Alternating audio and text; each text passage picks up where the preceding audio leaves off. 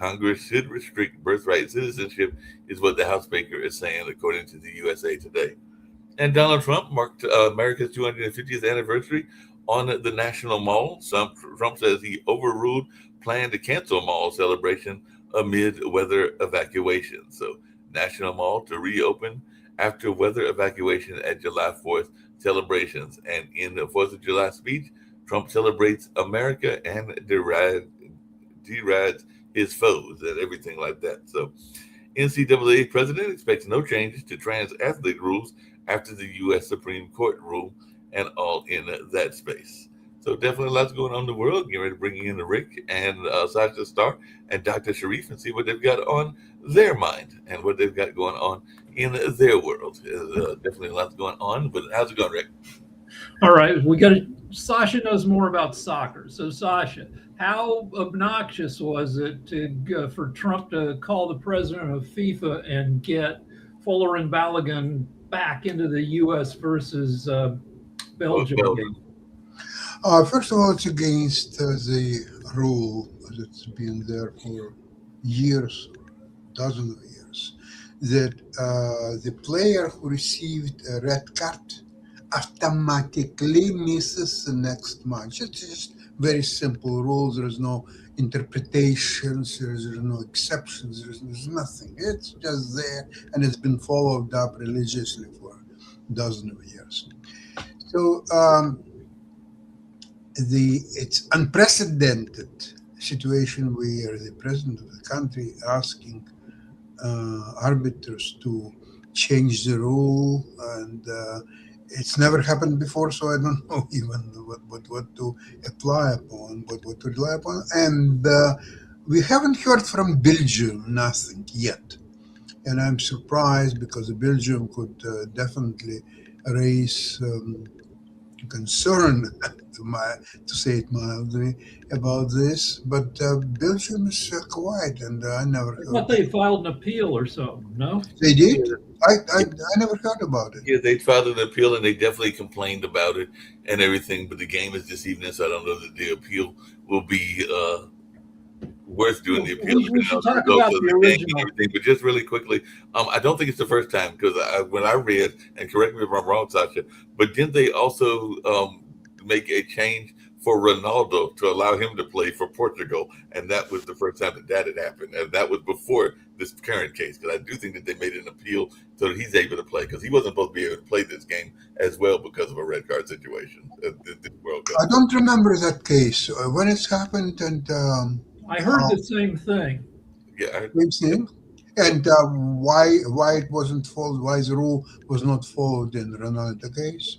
They said the same thing, that FIFA made a judgment call. Maybe Jacoby's got some thoughts around it, but yeah, FIFA apparently made a call in Ronaldo's case and was going to allow him to play because this is apparently his last World Cup. He's already announced that no matter the result of the Portugal-Spain game, he's retiring after this particular World Cup. So yeah, I think first of all, Ronaldo never got a red card during this World Championship or any other World Championship. This was in November of last year for a World Cup qualifying match.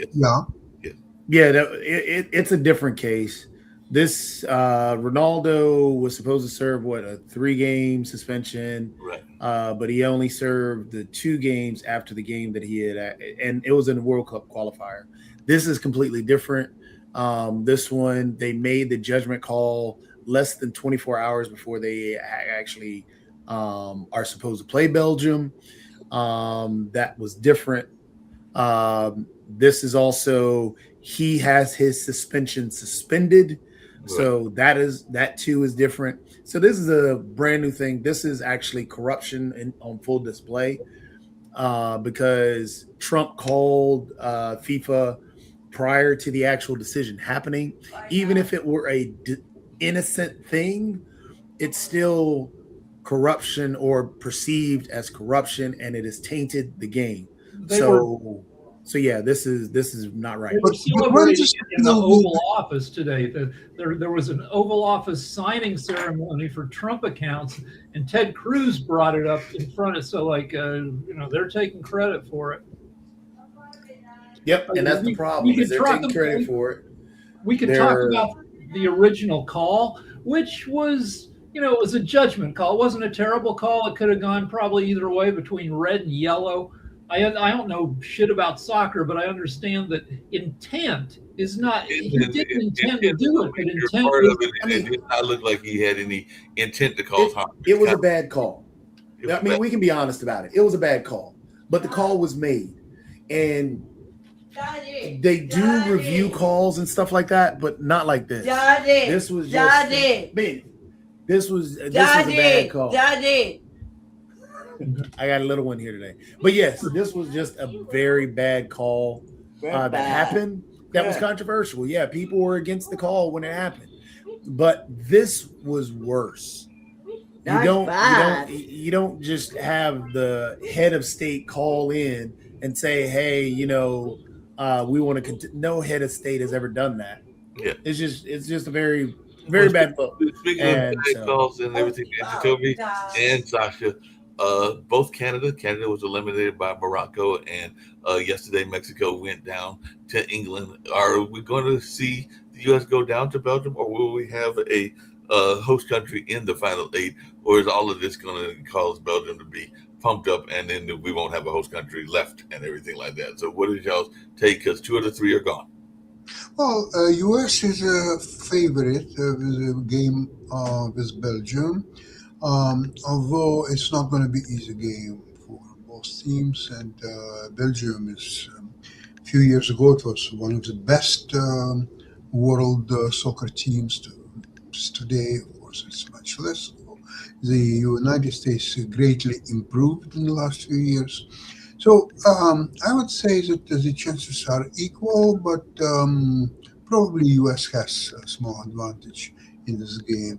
Very interesting game will be prior to this game. It will be Portuguese team against Spanish team. Now, both teams are extremely strong. Spanish team looks stronger, though, because, first of all, they haven't allowed even one goal in their net. So they're now have probably one of the best records in a world championship. Portuguese team, there are some problems with Ronaldo and his input, and whether it's a positive thing for Portugal to have him or not. It remains to be seen, but I think he's going to play unless he himself will rule himself out, which I doubt what will happen. Well, speaking of removing themselves, and we can get to some other more important world issues, but just stay in Osaka for a minute. What is your take, Sasha, on Neymar? I know a lot of people are fans of his, and he retired after the game yesterday after they lost 2-1, and some people would say that penalty kick was a gift so that he could have that claim that he had scored in most of the games that he had played in, and all along those lines, because it was definitely seemed like almost a gift call to give him that penalty shot when they were already 2-0, and the game was pretty much over at that point and everything like that. So what is your thoughts on him retiring from the world stage? I mean, I think he'll still playing on his local team, but he's retiring from the world stage. I don't think very highly about Neymar, primarily because several years ago in Barcelona there was an attacking line of Messi, Neymar, and Suarez from Uruguay, and it was by far the strongest attacking line in the world. And what happened is that Neymar was lured to PSG with big dollars, and he left that line, and it never was able to resurrect itself. So Neymar is a traitor to me. He didn't benefit a lot from what he's done, because basically from that point on his fate started to go down, and now he's leaving the soccer in disgrace. He's useless. He's good for nothing, and I have no warm feelings for him whatsoever. Understood. Like I said, it seems like he did pass Pelé and everything like that in one category, but unlike Pelé, he has no World Cup titles to his credit, and he won't have any. And there's another piece of news that's getting a lot of coverage, which is that Trump announced Trump accounts today. He signed the bill, which gives kids $1,000 investment accounts from the federal government, plus another $250 from individual donors such as Michael Dell, if they come from a family that doesn't make more than like 150 grand. And these accounts are they have to be invested in mutual funds or money market accounts. They can't be they have to be in financial markets. That makes sense. What are we expecting? Speaking of Trump ringing the bell, apparently he rang the opening bell at the White House with a rafter in the first of its kind market open. So apparently he rang the Wall Street bell in D.C. today. And when Trump does stuff like this, it makes me despair for the fucking Democrats because people cannot afford food.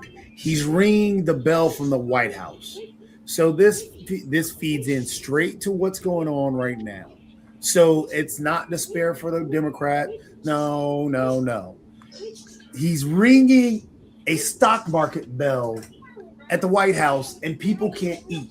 Yeah, but dummies will fall for it. So this bill, the Trump account, hold on. These accounts were originally called 530A accounts, and then they changed it to MAGA accounts. Then Trump got in there, put his name on them. Now they're Trump accounts. Why Biden could go 4 years without putting his name on any giveaways to the American people? It falls into the same problem. People aren't as dumb. The independents aren't as dumb as we're trying to make them out to be. MAGA's in a cult, so we understand that. They're not going to change regardless. The independents right now, this is why Trump is so far underwater with independents, because him throwing his name on just about everything is causing him more problems than it is actually creating solutions for him or creating gifts for him. It's just another vanity project, which people already know about the other accounts that are there. He's just throwing his name on something that's already been created. So that is a bad thing. Then on top of that, people, again, I reiterate, people are mad about inflation. We just had a jobs report, which is another low jobs report of 50 some odd thousand people being hired. That's going to get revised down to probably negative jobs. So people can't eat. People don't have jobs. AI is taking businesses. And what's he doing? Ringing the stock market. Yeah, ringing the stock market bell that was even probably. They're already upset that he's already done 3,000 trades in his first year in office. 3,000. You have to be paying attention to know that he does that stuff, and independents are notorious for not paying attention until like a few weeks before the election, and they miss out on a lot of stuff. He is underwater with independence, and that's what I'm saying. I think there are more people watching now because there's so much pain going on. Yeah, there's a lot of pain going on. Speaking of pain, and I know that you study the gaming industry, Jatovia, as well as the computer industry, and I did see that Microsoft cut a bunch of jobs in sales, and particularly around their Xbox gaming division. So apparently 4,800 jobs are gone as they are spinning off 4 of their gaming studios. So what's your take on this massive blow to Microsoft? They hired a lady who used to run AI for Microsoft as the head of the Xbox division. Oh, I got one more thing about soccer. People were pointing out the irony that Trump intervened on behalf of a birthright citizen. Yep. Balogun's parents are not U.S. citizens. Well, and 12 out of the 26 members of the U.S. men's soccer team have at least one parent who's not a U.S. citizen. Well, speaking of people and some of the things that Trump's done, and we talk about his corruption, but there was an article in Forbes where the person says, "I'm now broke. Beat the investors who lost billions buying Trump stocks," because apparently Trump made more than $1 billion on crypto with most of his coin investors. There's something fundamentally wrong with Trump making $1 billion in crypto. $2 billion. $2 billion. He made with his various crypto schemes. He's made at least $2 billion. And the people who invested, regular people who invested in that stuff, lost a nearly equivalent amount. Yeah, they've been losing a lot of money, and so Once you lose a lot of these crypto, I think maybe all of them, once people lose confidence, there's no assets actually backing up these things. So once people realize they're bullshit, the value drops to nearly zero. well, we got people buying up TV stations and TV networks left and right. Because I just saw something else that you told me Andrew might be interested in, because we had the Roku the Fox buy of Roku. Now I'm just seeing this news story that Comcast owned Sky just bought the British broadcaster ITV for $1.6 billion. So they're just spending money left and right in these TV deals that are, I guess, changing the landscape of broadcasting, whether it's here in the U.S. or in Britain. So what's our take on these networks being? They're able to get all this stuff for cheap because people are moving away from traditional broadcasting.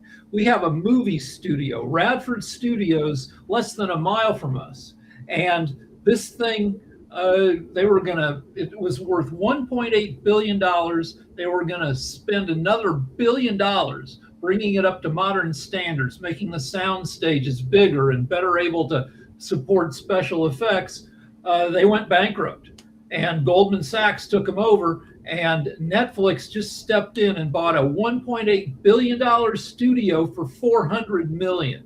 Right. So, which is great that we have at least somebody occupying our studio. So our whole city, little neighborhood, Studio City, the studio in Studio City is going to be back in business.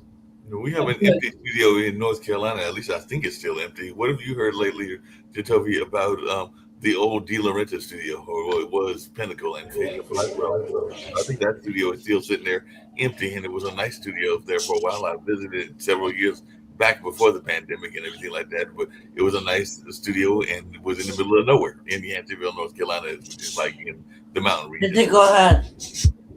I mean, I haven't heard anything. I haven't looked into it.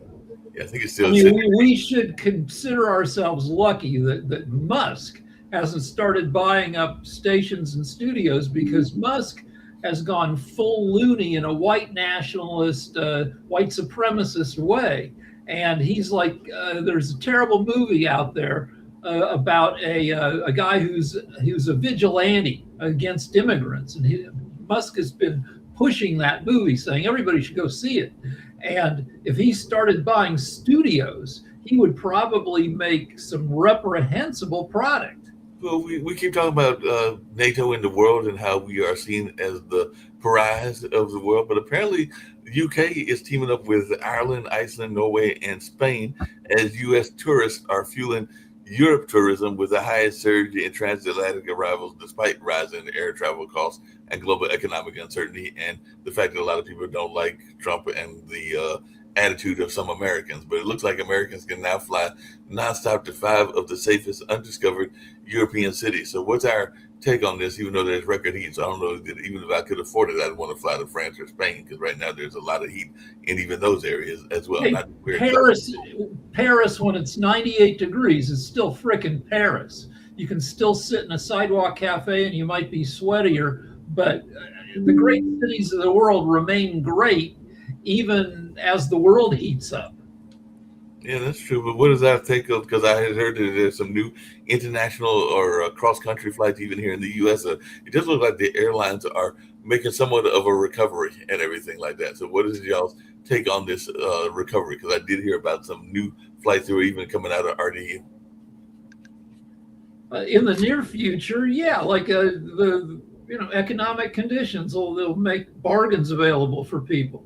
In the farther future, they're going to have to modify planes. They're going to, but which they do. They'll have to invent some either changes to existing planes or new planes that are more fuel efficient and that can fly in lighter air. Because as the world's temperatures continue to increase, there are places that are really tough to fly into in the summertime when the air is too hot and fluffy. Denver is tough. Albuquerque tough. Phoenix, Houston. When the air is lighter because it's heated up, you need higher landing speeds, higher takeoff speeds, which means you need longer runways. It means you have more turbulence. You might have to abort a landing or land in a different city. But that's for 10 years from now. Right now, Rick, you kind of alluded to it earlier. Well, actually, you alluded to it before the 4th of July celebrations this weekend, and I didn't really do that much with the 4th of July because which I usually would be doing, was postponed till September, and it'll be in a inside venue versus its usual outside venue and everything like that. But it did seem like a lot of the celebrations were somewhat tampered. There was the evacuations that took place in D.C., and there were some people that were even upset as they had to get out of the rain and then come back in the rain. So the weather screwed with D.C., and then Trump screwed with D.C. And weather screwed with other places as well. Because let's talk about D.C. for a second. So different places. Let's do D.C. for a second, because Trump wanted to make his speech. So that pushed the fireworks. Mostly fireworks around the country go off a little after 9 p.m. when it's dark enough to see them, but still early enough that kids can watch. Trump pushed the fireworks till 11.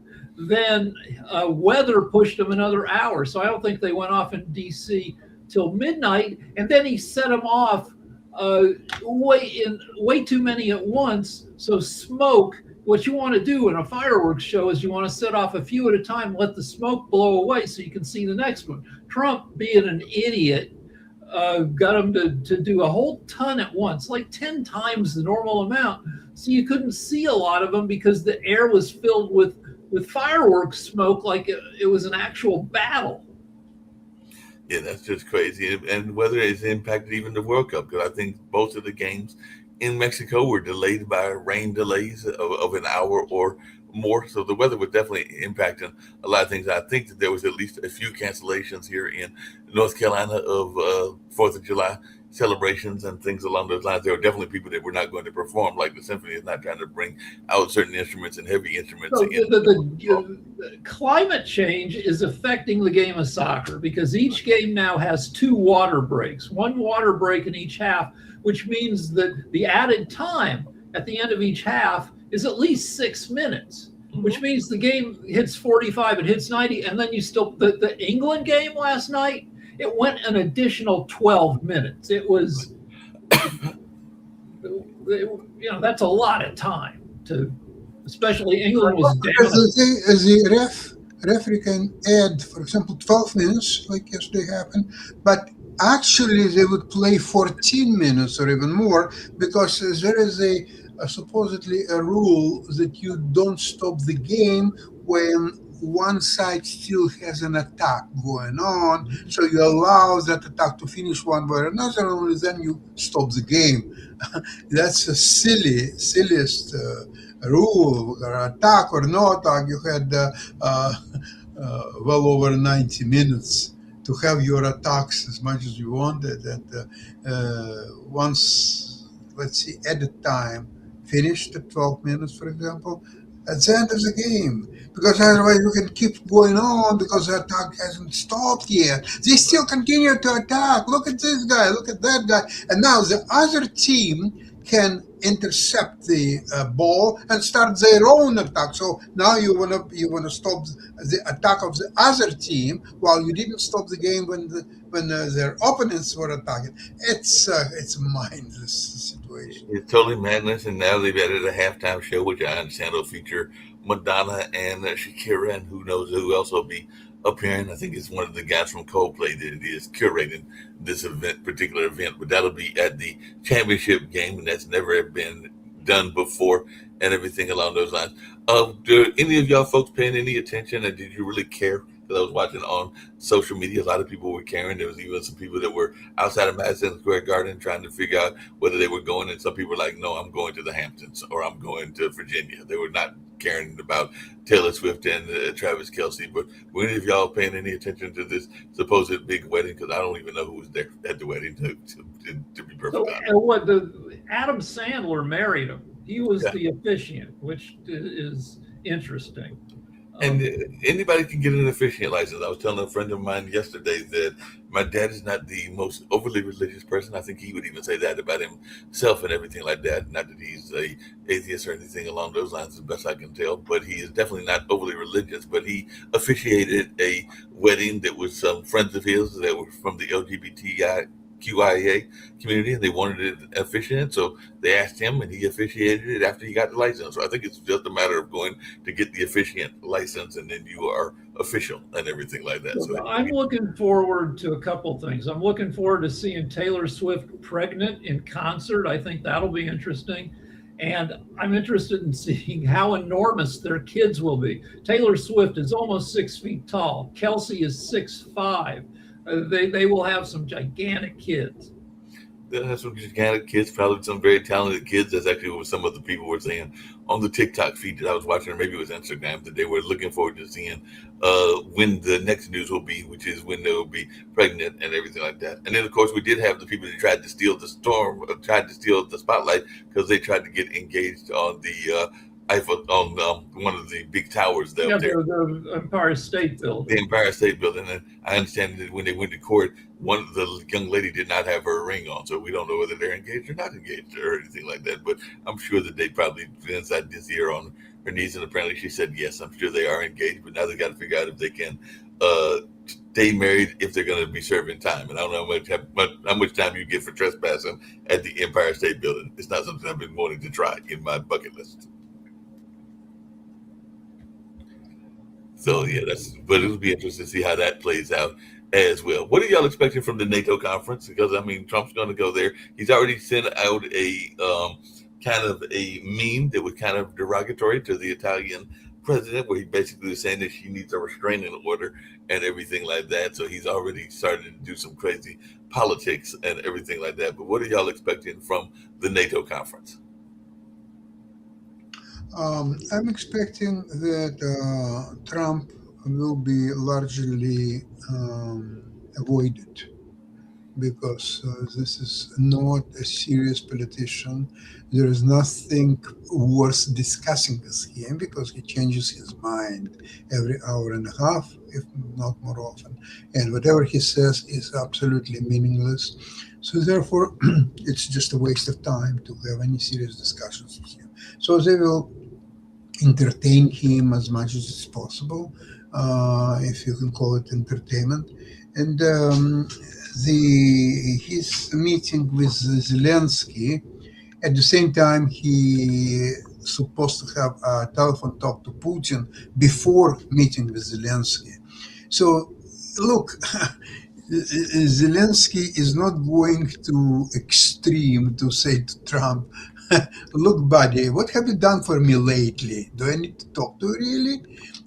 He's not going to do that, but that's really what he should say. Okay, so he will listen to Trump, what he has to say. I don't know what he has to say. The bombardment of Ukrainian cities and killing of innocent civilians is still going on.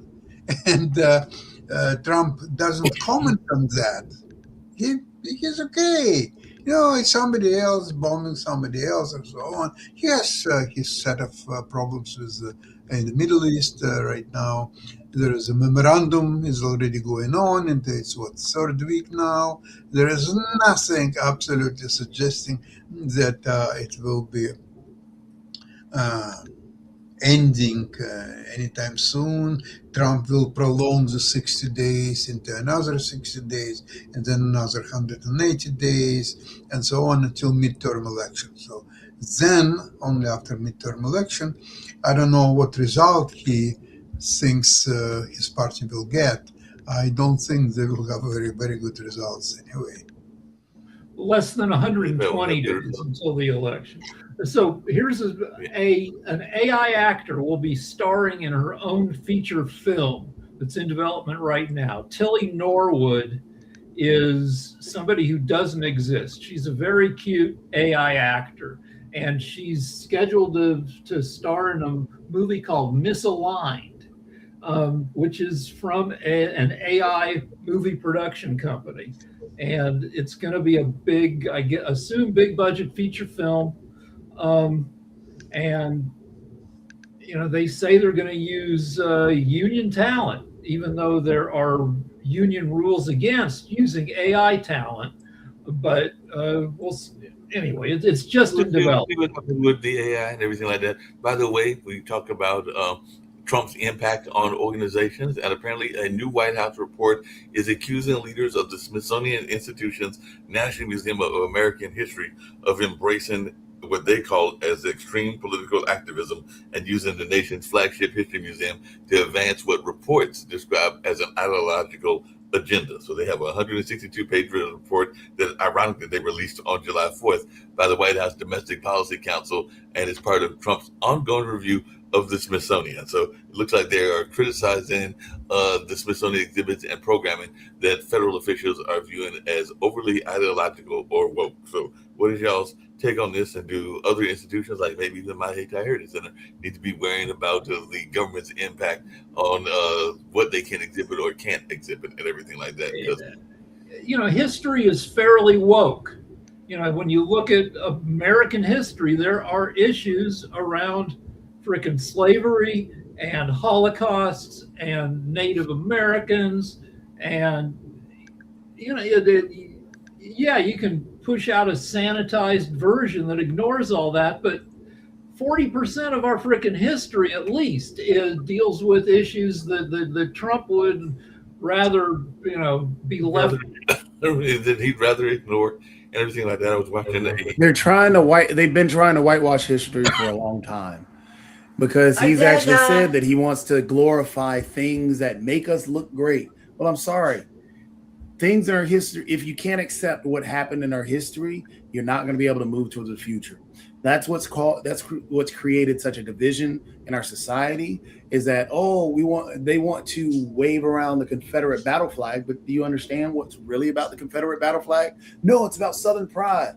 Southern pride. Do you really want to talk about the Southern pride and about the articles and the ordinances of secession and the reasons why the Civil War was started and why that banner was actually there? You really want to talk about these things? Or do you want to go ahead and just whitewash it down to they just want it and avoid these things? That's what's created a problem within our society, or part of the problem that's created in our society, that's created all these divisions and not being able to accept and discuss, talk about the actual real history.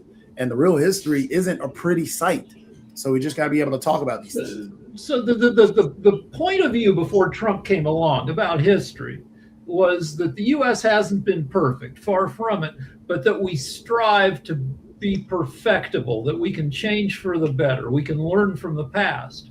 But if the past has been sanitized, it's hard to learn from it. It's hard to learn from it. I was actually watching I think it was an Instagram video yesterday, or maybe it was YouTube, but it was from Reverend Louis Lohan, who is a Catholic bishop, and he was basically saying that we've never really been truly a Christian nation, because no Christian nation would have wiped out the amount of Native Americans that we wiped out, and would have had tried to justify slavery and done a number of other things that were tried to be justified in the name of Christianity. So that's kind of what his argument was, and it actually made a lot of sense. When you look at, as you were just saying, Jacoby, even the Civil War, which we lost a whole heap of people and everything like that during the Civil War, which was a battle. Some people would say it's about state rights. Some people would say that it's about slavery. No, it's about civil. It was about slavery. So we don't need to whitewash that and say it's about no. We know that it was about slavery. States' rights was about, hey, we want to sell slaves.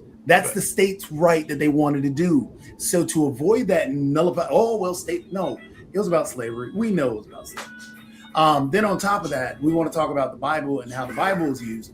The actual one of the first Christian organizations was the Klan. The Klan was actually utilizing the Bible, and they were actually pushing out the information around that. So the Bible has been used just as the Quran has been used, and people use religion to justify these particular things. I got Bluey blasting in the background. But yeah. 400 white supremacists in masks. What our Patriot Front guys marched on Washington over the weekend. We have two visions of Christianity. One is the traditional vision of Jesus being a nice guy and standing for, caring for your fellow person. And then you've got this Christian nationalism, which is that white people are under threat and we need to get rid of everybody else. Even though the U.S. is only 56% white, so it hasn't, and we've been fine. Well, I mean, the also we've got to realize, yes, the white nationalists, the white supremacists marching in Washington, they've done that repeatedly. One of the best pictures that was put out was when they had that, was just recently when they were going to this march. And it's sad that in 2026, it's acceptable for these white supremacists to be marching on the Capitol, especially on the 4th of July.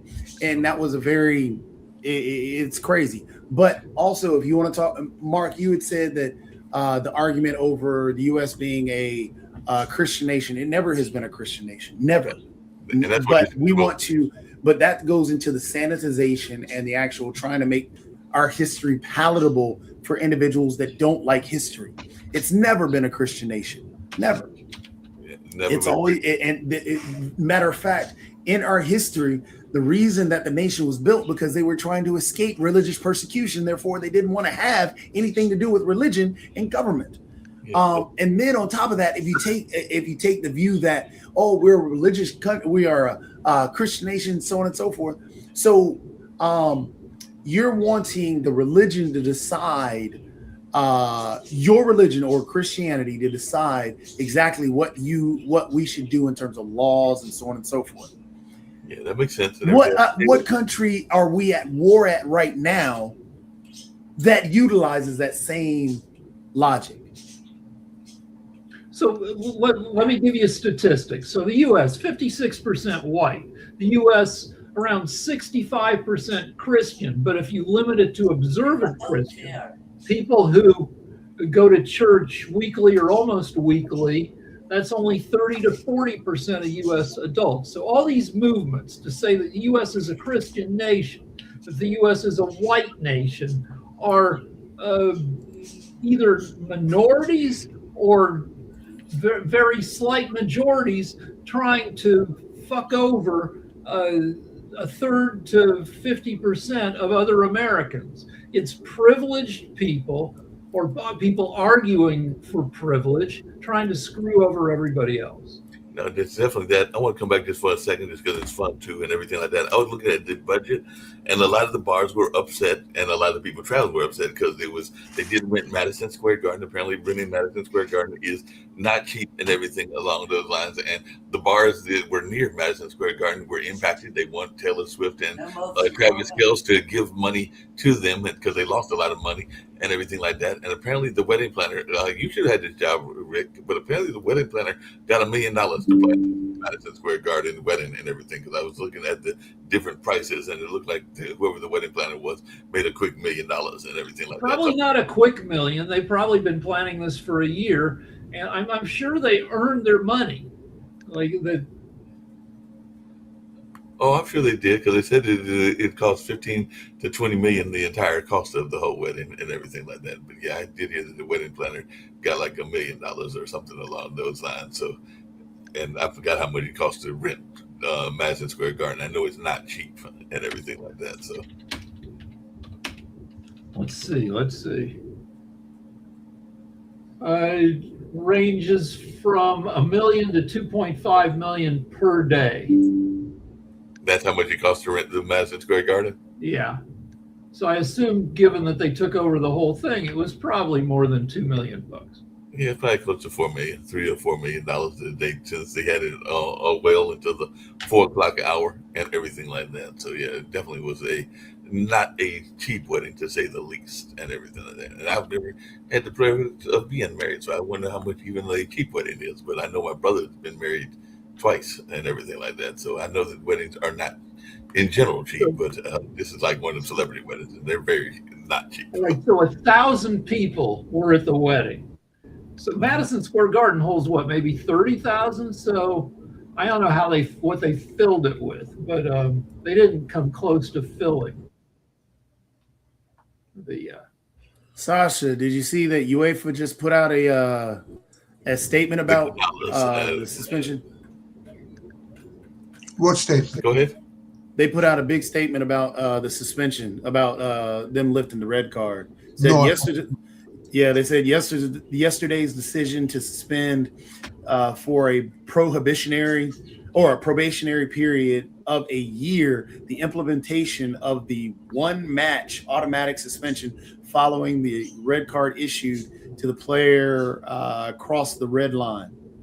Football, like any other sports, relies on rules which are the basis for fair, honest, and transparent competition. Sometimes rules are open to interpretation.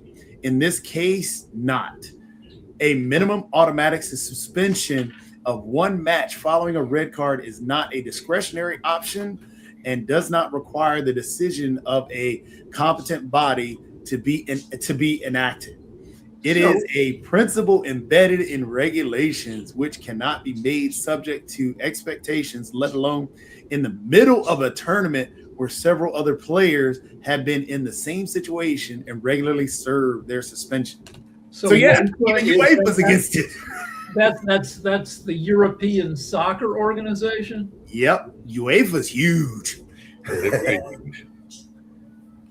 So yeah, it unites all the real soccer playing countries, whereas like FIFA is a money making machine, and they're bringing all these third world country teams and others and so on.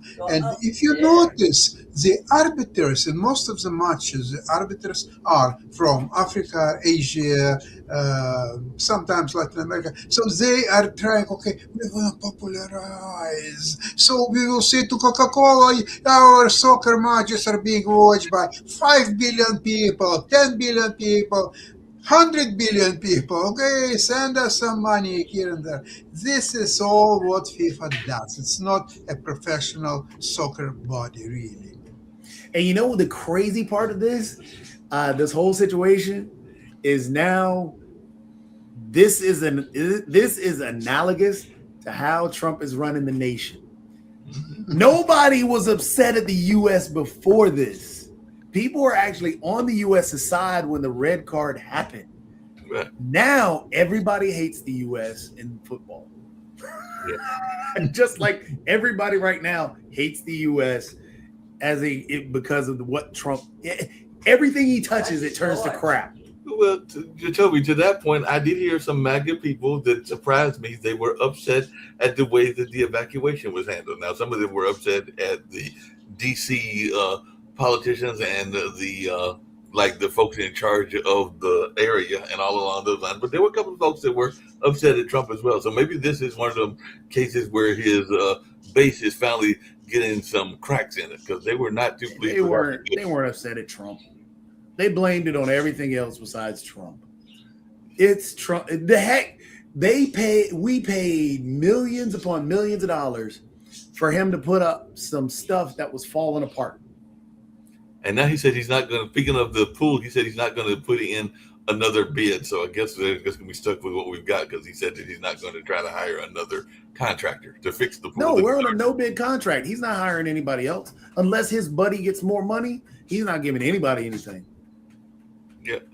So, it's the same thing with the ballroom. He's going under a no bid contract there. He's also thrown in that we as taxpayers have to pay the money for the ballroom.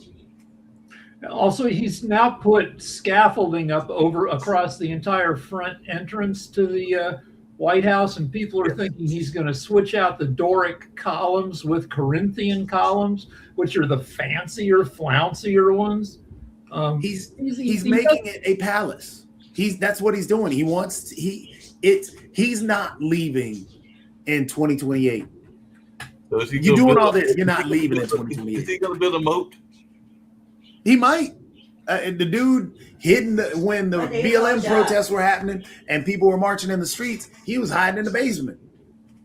Yeah, he put up fence around. He put up fence around the whole the reflecting pool, because that's all jacked up. Because he spread some conspiracy. Now there's a conspiracy. What is it? I just read it the other day. But yes, MAGA's never leaving Trump. Never, ever. I can leave Trump. By the way, my aunt learned some interesting historical facts that you might have already known, Rick, since you are our Mensa expert and everything. Hold on, real quick, Mark. The conspiracy from MAGA, and again, this is why they don't blame Trump for what happened at the parade. MAGA claims someone with Trump derangement syndrome geoengineered the DC heat wave. There you go. Oh, the geo. Here's another thing. I just found it here. Trump says he's building a helipad. Yeah, I did hear that. The White House. He says, for 50 years, we've been landing helicopters on grass. The grass is wet, soggy.